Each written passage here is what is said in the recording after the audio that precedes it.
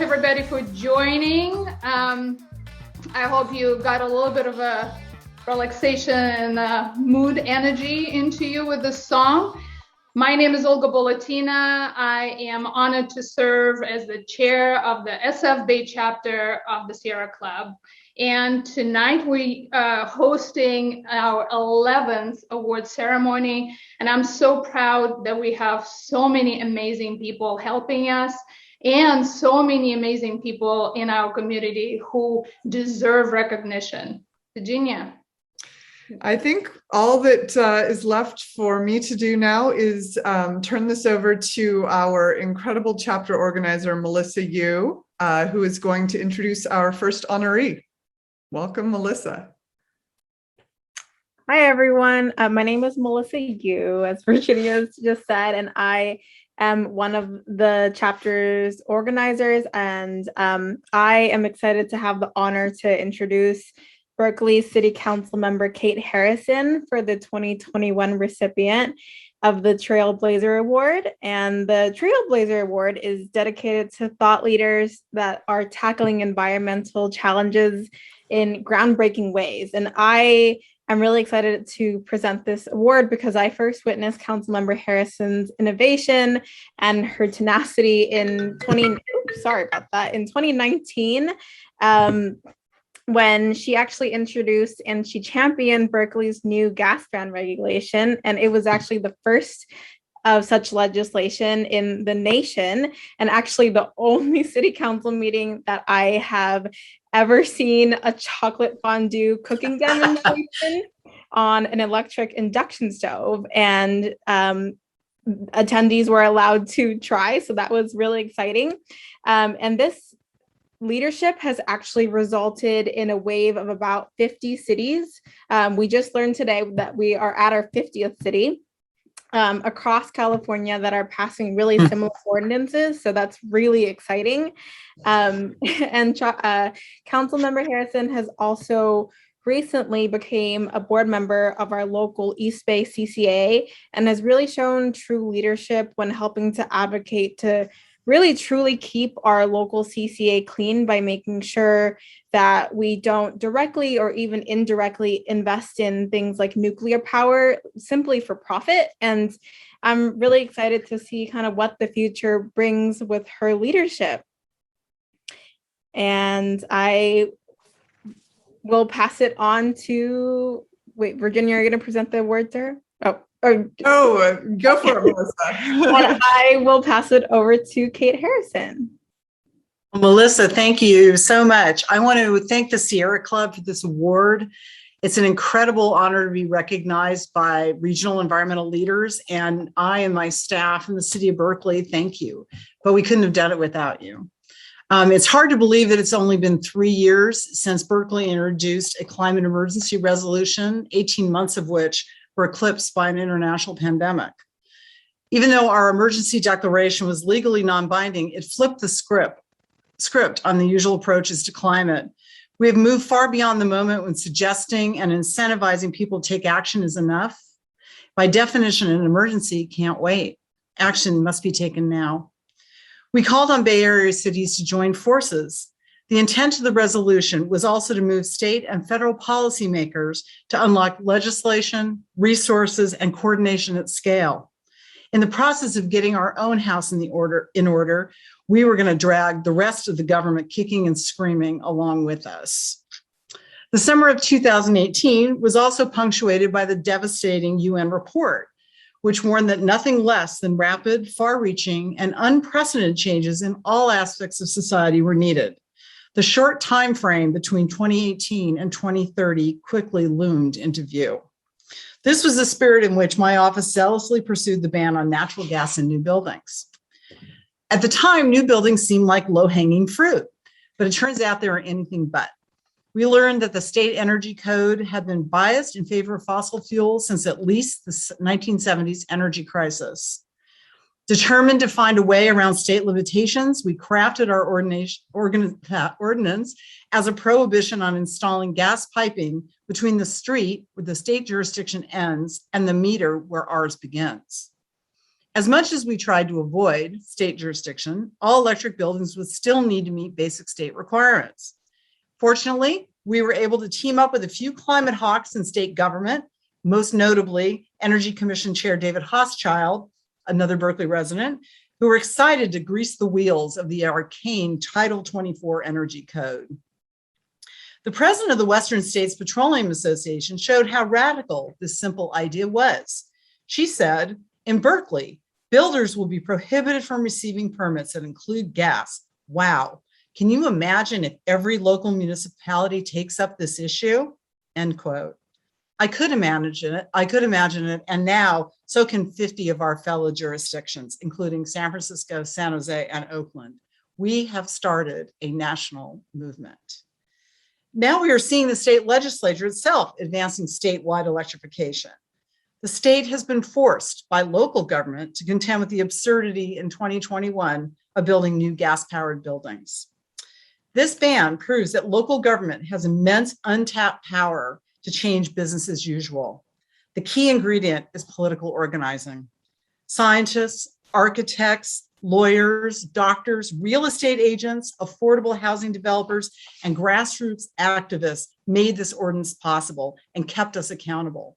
I especially want to highlight the organizing of the Sierra Club, including Rachel Golden, Matt Goff, Melissa Yu, Richard Rollins, Igor Tregub, and many more. I must also thank my legislative aide, Chris Nass, who is here today, for helping craft the measure and making sure I stayed strong in the face of political and bureaucratic pressure.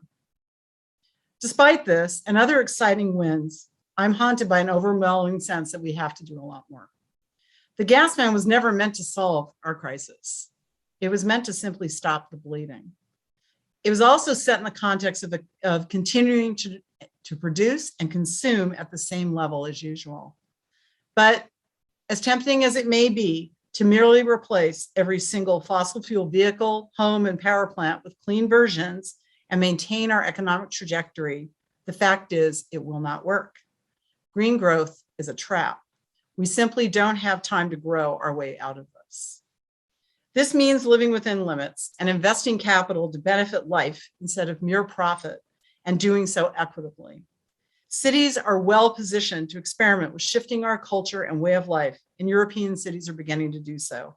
We need to do that here as well, and more even than they have accomplished so far.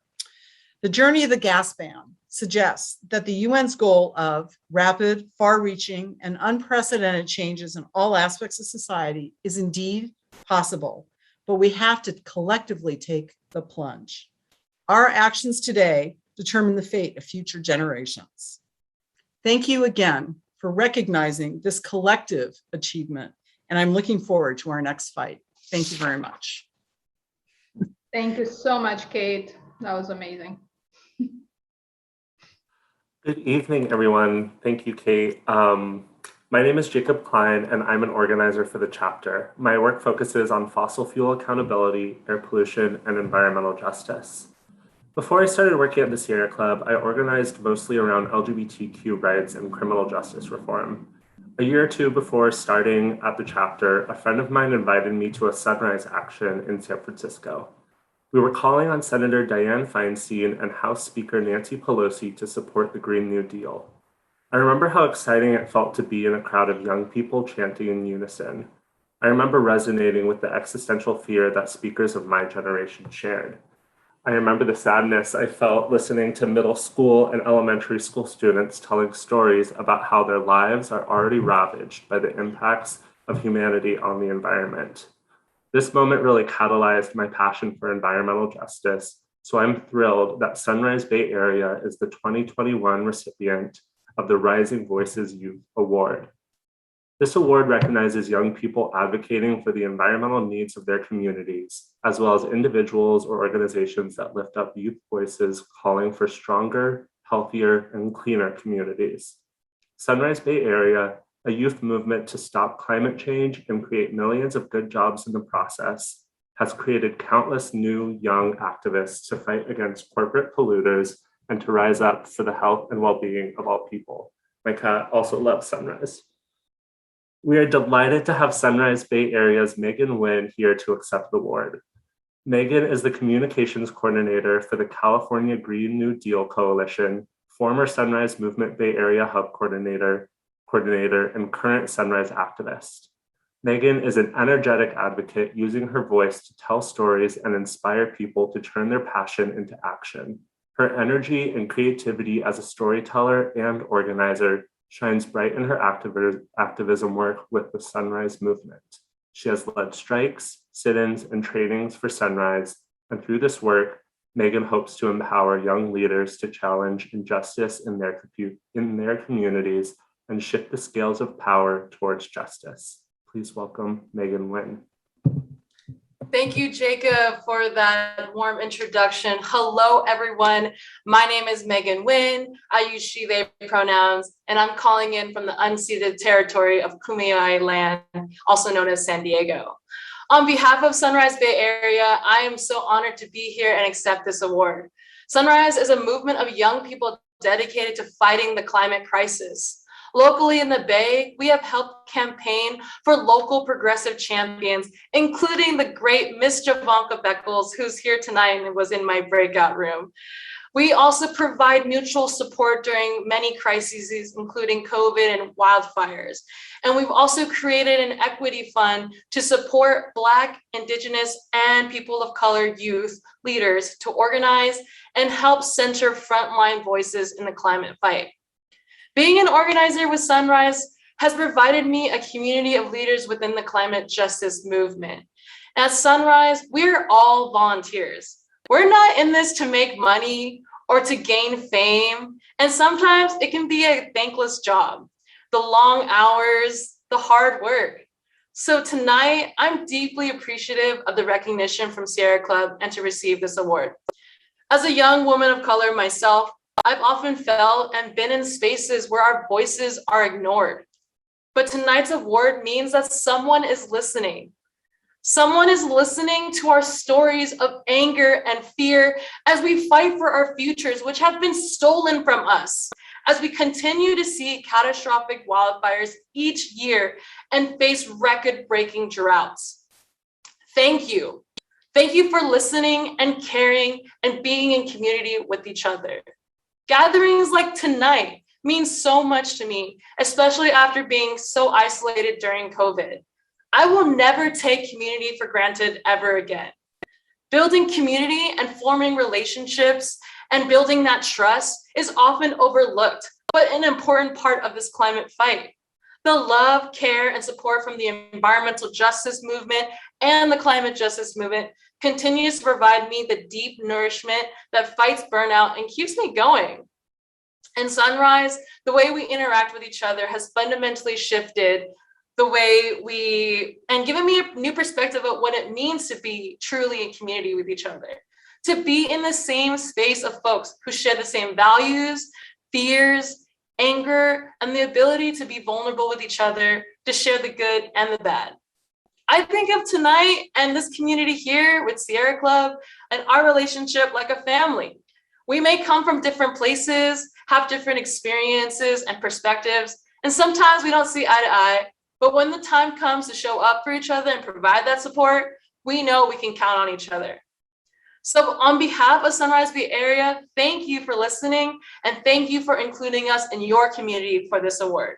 Let's keep fighting the good fight because we need all hands on deck from all areas of this movement because together, I believe that we will win and a better world is possible. Please join me in the chat or unmute by saying, a better world is possible. 3, 2, 1, go. A better world is possible. Right. Thank you, everybody. Good night. Thank you, Megan. I want to take a quick privilege of the MC and give a proper, not just go back to the next award, but give a proper round of applause. First to Megan. If you want to unmute. Just thank you so much for your inspiration. Thank you, Megan. Thank you. Yeah, thank you. That was beautiful. And of course, to Kate Harris I should have interjected and give applause to Hey, Kate. Kate. This is for Thank you you, too. Kate. Good job, Yay! Kate. Thank you so much. You're doing great. Thank you. Aaron, sorry, I hope I didn't steal your thunder, but we have another amazing awardee, so. Those are mighty tough acts to follow. Hi, everyone. I'm Aaron Isherwood, and I'm a managing attorney with the National Sierra Club, where I've worked now for 22 years. And it is my great pleasure and honor tonight to introduce Richmond City Council member Eduardo Martinez. Councilmember Martinez, you have been a champion on so many important environmental justice issues in Richmond, from fighting Chevron's oil refinery pollution to the crazy development schemes at Point Malati and the toxic AstraZeneca site, both of which the chapter is now challenging in court. And of course, your work championing the ordinance that will phase out coal and petroleum coke handling at the Levin Richmond terminal, and also prevent any new coal or pet coke operations in Richmond. And I was asked to introduce you tonight, of course, because I had the great honor and fortune to work closely with you on the coal ordinance as part of our overall campaign to keep coal in the ground and not burn it in power plants in the United States or export it overseas and cause lots of pollution problems in communities like Richmond. And we had so much success, the Sierra Club and all of our allies fighting coal export proposed facilities in Washington and Oregon, that now ground zero for the coal export fight is the San Francisco Bay Area. And so that's why I got involved. And, you know, working with you was a truly wonderful experience, but it wasn't always easy. I'll say, you know, here at the Sierra Club, the politicians, they don't tell us what to do. We tell the politicians what to do. That's what I learned. Don't compromise our health or the planet, right? But with Eduardo, it was a little bit different because, you know, when I suggested an ordinance to phase out coal handling at the Levin terminal, Eduardo said, not good enough. We need to be even more ambitious, right? And so that's what we did. And I said, but council member, we're going to face a lot more political and legal opposition. And what did you say? You said, bring it on. And that's what we did. And with a lot of help from a lot of people in the Richmond community, we overcame all that opposition and we prevailed. And the significance of what happened there is just immense, because this is really the first example, the only example I know of, where a local government like Richmond has ended an existing fossil fuel use. And now we have Culver City, California, we have Ventura County, we have Los Angeles County, essentially using the same model to phase out fossil fuel uses in those locations too. Council member, I believe you are you love poetry, I think, and maybe some jazz. I listened so many times to the beautiful jazz piece in the voicemail message on your cell phone before leaving you one of my many messages. And anyway, I think you bring both poetry and jazz to the Richmond City Council, and I think you do that at every single council meeting. So thank you very much, Eduardo. Wow. It seems like I don't need to say anything after that. But thank you, Sierra Club Bay Chapter. It's an honor to receive this award and to be named as the Sierra Club Bay Chapter 2021 Community Defender. This award could not have been made possible without the entire membership of the Sierra Bay Club chapter. Bay chapter members and leaders are active all across the Bay Area, serving on boards and commissions, defending the environment, and advocating for policies that combat climate change and protect our community and our environment. Bay chapter members and leaders always answer the call when environmental justice campaigns show up. Bay chapter members are active in defending our climate, but most of all, Bay chapter members organize and vote to protect much of the Bay Area's environments. This award could not have been possible without all of you, and everyone here should give yourselves a round of applause. Can I hear it? Woohoo! Right. Yeah. Right on. Yeah. You know, I remember the year 2014 when I was elected. I'm sure many of you were here. So put your hands up, virtual hands up, if you participated in the 2014 election. You might have canvassed, you might have phone banked, you might have donated, you might have volunteered. All those actions made my election possible. I thank you, and Richmond thanks you. The 2014 election, Chevron spent nearly $3.5 million to buy the city council so that they could get away with the awful 2012 refinery explosion that sent 15,000 people to the hospital. I remember what it felt like to take on the Chevron giant, standing side by side with Gail McLaughlin and Javanka Beckles. Nobody believed that we could win. But a big boost to my run for council was the endorsement of the Sierra Club. The Richmond Progressive Alliance was my base, but the Sierra Club endorsement was my face beyond the influence of the RPA. Both organizations recognize that policy is made in council by elected leaders. And with that in mind, we should continue our efforts to elect people who will promote environmental policies. I will never forget the endless wave of Bay chapter members phone banking, canvassing, and voting at the polls. I especially remember Sierra Club's community organizer, Ratha Lee, who focused on environmental issues during the campaign. He was the face of the Sierra Club in Richmond. That year, we all came together, we took Chevron head on, and we won. We made history together as a community. Since having been elected, I have tried my best to champion policies to protect our environment and defend our community. Richmond has suffered for centuries of unregulated industry. By the time our nation became aware of the damages we were inflicting on our environment, Richmond was covered with brownfields and Superfund sites. The Sierra Club has championed cleanups and regulations to make our earth a better place to live. But companies continue to operate in a manner that pollute the air, water, and the ground.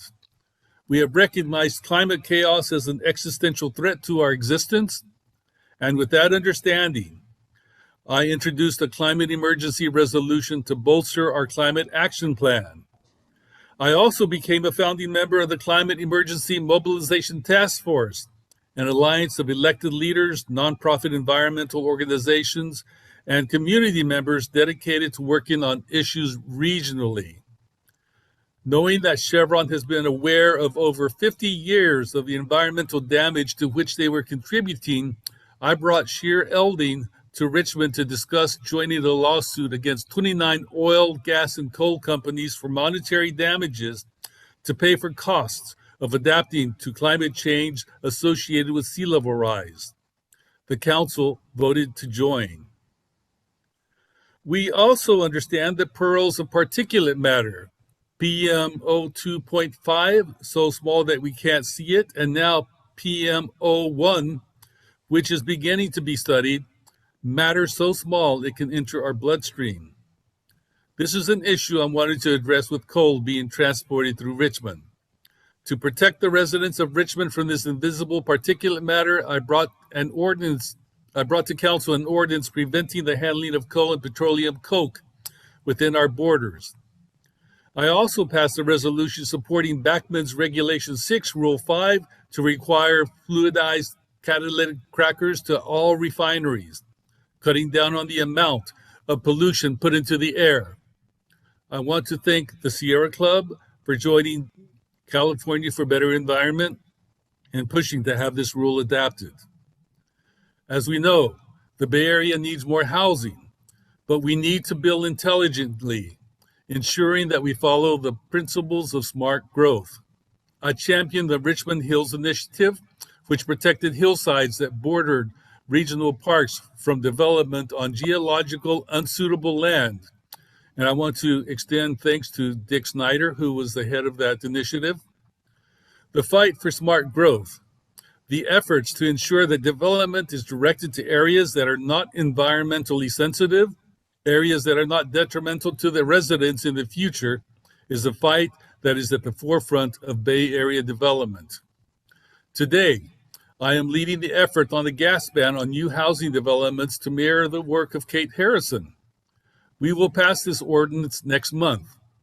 We will continue to push policies that place Richmond ahead of other communities in changing towards a clean energy future. Even though we have these victories, the fight is far from over. Climate change is destroying our planet, and we have 5 major refineries here in the Bay Area. As the Sierra Club has in the past used its clout in regional and national issues, we know we will continue doing so. We also know that when paired with local environmental justice groups, we can be even more powerful in moving environmental issues. Some of the issues we should be working on together: lowering demand for fossil fuels by promoting electrification, stopping the extraction of fossil fuels, conventional as well as fracking, subsidizing transportation instead of the fossil fuel industry, demanding setbacks on fracking, creating a green Marshall Plan to revamp fossil fuel devastation for a just transition. This would include a schedule for decommissioning refineries, naming responsible parties for the cost of cleanup, devising a sustainable tax base for lost revenue, retraining workers, and so much more. In our fight against climate change, I am so appreciative to have the support of the Sierra Bay chapter. You can count on me to be a lifelong community defender, and together we can and will organize to protect our climate and our communities. Many thanks to you, Sierra Club Bay chapter. Thank you, thank you, thank you. Thank you so much, Eduardo. I think we owe you a huge round of applause too. Thank you. Wow, we have amazing people tonight. Chance. Hey, yes. How's it going, everyone? This is like super inspiring already, and it's not over yet. My name is Chance Cutrano, he, him, his pronouns. Like many members and volunteer leaders, I wear like all sorts of different hats with the Sierra Club, but my favorite one, supporting Olga and Virginia in the executive committee as the chapter vice chair. And I have the great honor of offering up this 2021 Ed Bennett Lifetime Achievement Award, which recognizes a committed individual who has devoted their entire career to our shared mission and whose work makes a lasting impact on our lives, which we are giving to former Sierra Club employee and former Deputy Executive Director, Bruce Hamilton. Bruce has, wow, if you looked at the website, there's a lot going on. We could do a whole hour just on Bruce's illustrious career. He started out as a volunteer in the Wyoming chapter and served on the National Public Lands Committee in the early 1970s. And after that, he became the regional representative for the Northern Plains region, where he worked as a core lobbyist on the Alaska Lands Act and served as National Grasslands Coordinator during RARE 2. In 1984, he became the first national field director and helped to build a network of field offices in every region of the United States, which we continue to benefit from. And under Clinton, he played a role in passage of the California Desert Protection Act and securing national monument status for Grand Staircase Escalante, Grand Sequoia, and other key sites. In the wake of Hurricane Katrina, when the Sierra Club launched the Climate Recovery Partnership, he designed the Resilient Habitats Program, which evolved into the Our Wild America program, which continues to operate today.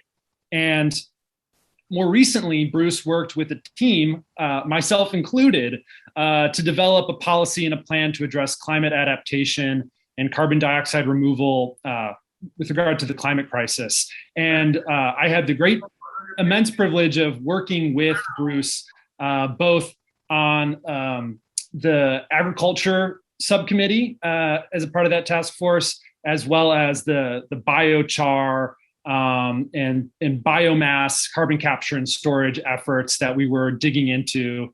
And it was incredible to have that opportunity to work so closely with Bruce through that program. In the Bay Area, Bruce has worked with our Federal Lands Committee to develop, communicate, and implement all sorts of management decisions related to Point Reyes National Seashore, Muir Woods, and Golden Gate National Recreation Area. And he's also helped our chapter secure multi-million-dollar bequest to restore and protect and defend the greater Bay Area ecosystem. Bruce recently retired after 44 years at the Sierra Club, but we continue to benefit from his wisdom as he is a member of our chapter, and he will obviously continue to be an activist moving forward. You can't shake that out of him too easily. Overall, just want to say without a doubt, I'm sure you can imagine the world is definitely a better place because of Bruce and because all that he has offered to the Sierra Club and to the greater environmental movement. And what's more, as a young person and for young folks like me, when we say we're standing on the shoulders of giants, Bruce is definitely one of those enduring activists in the movement that we look to with admiration and respect. And Bruce, I just want to say I greatly appreciate your mentorship. After we wrapped up everybody with our climate adaptation task force, Bruce sent me a book with a note just thanking me for the work and just continuing to encourage me to look into some of those issues. And that's great leadership and mentorship right there that keeps this movement strong. So on behalf of the Sierra Club SF Bay chapter, it's my great privilege to present Bruce with the 2021 Ed Bennett Lifetime Achievement Award. Well, thank you, Chance, and it was a great pleasure working with you too. I'm humbled to receive the honor, but the idea of receiving a Lifetime Achievement Award at the young age of 70 seems inappropriate. To paraphrase a quip attributed to Mark Twain, the reports of my death have been greatly exaggerated. Hopefully, I still have a few decades left to screw things up, so maybe you ought to wait and then look at the final scorecard before you decide if this is the right person to receive this award. Like any good agitator, I bristle at the term retirement. Yeah, I'm no longer a National Sierra Club staff member, but that's true of almost everybody on this call. I hope my best volunteer days are still ahead. John Lewis implored us all to make good trouble during our time on Earth, and I still plan to make a whole lot of good trouble before I reach the stage where I can really retire in good conscience. I also, given the fine mess that my boomer generation has made of the planet and climate and biodiversity and racial justice crises that go along with it, the fact that we're passing all this on to our children, it's hard to see what has really been achieved if you're talking about lifetime achievement during my professional career. There's just so much unfinished business and undoing of the damage that my generation is responsible for. You know, we boldly talk now about trying to protect 30% of our lands and waters by 2030. But to do that, we're going to need to protect twice as much land and water in the United States in the next 9 years that I had a very small hand in helping to protect over the last 50 years. Obviously, myself and my colleagues, we were not ambitious and bold enough.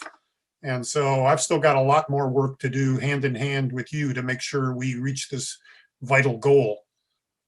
I also want to make clear that there isn't a single conservation victory that I can take credit for. People can talk about, I had a role, sometimes a very small role, sometimes a larger one for a little while, but I always joined in a partnership with volunteers and staff in order to work with a broad and diverse coalition of allies to reach those common goals.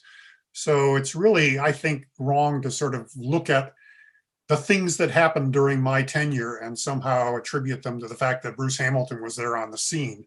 There were just so many other people that I couldn't even start to mention.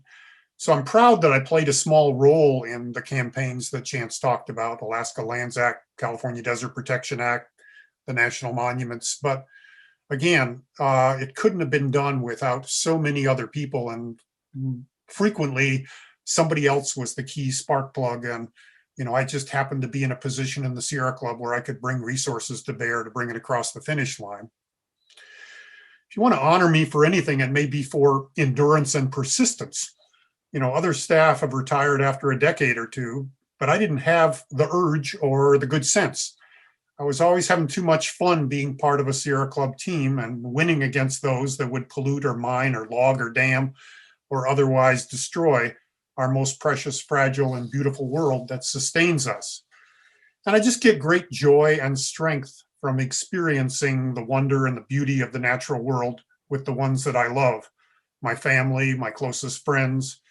And doing that also comes with an obligation where you need to also figure out how to give back to the natural world that sustains us and figure out how to protect and defend it. And it's why I first joined the Sierra Club as a volunteer, later as a staff, and stayed for so long, because I really feel this is the place among no others that really makes that difference. And I think probably you all feel the same way. So I want to thank you for this honor. I want to thank you for this beautiful sculpture that was sent to me. That's the award. I'll keep it right beside my desk as a reminder that I still have a lot more to do before I deserve this recognition. So at the real end of my conservation agitation efforts, I can feel that I've done everything possible to pass on a world that's still full of hope, beauty, wonder, safe natural habitats for all living things. Bill McKenna once wrote, "Life is not a journey to the grave with the intention of arriving safely in one pretty piece, but instead to slide across the finish line broadside, thoroughly used up, worn out, leaking oil and shouting Geronimo." So I'll see you all at the next protest. Let's go get Point Malati saved and kick Chevron out and convert to 100% clean energy. I'm so pleased that the San Francisco Bay chapter has embraced all these campaigns, embraced climate justice and environmental justice as a core of all the work you do. It really gives great credit to the Sierra Club, and I just hope I can continue to contribute in any way possible. So again, thank you for the honor and look forward to working with you all for decades to come. Thank you so much, Bruce. Round of applause for Bruce. Thank you. We're going to hold you up to it, We're going to be reaching out to you all the time. Thank you so much. This is really difficult act to follow because I just want to take a moment and really acknowledge all the people who were recognized today and all the people who worked with them side by side, and people who we cannot recognize today, but certainly extend our appreciation. And you all are our community, like Megan said correctly. And I think especially if anything that last 18 months taught us, that the warmth of the community and the human connection that really matters to us, and those are the things that we really miss. So on a personal level, I learned so much, and I'm continuously learning, continuously evolving, and I really appreciate all of you for making this world a better place, making ourselves better people to serve this world in a better way. And I was thinking, we're all coming to events from somewhere. We always have so many things to do. We all either elected officials, volunteers who have a lot of things on our plates. But we come together to celebrate each other and to give warm embraces to each other, even if we are in our own homes and far away and cannot touch each other physically.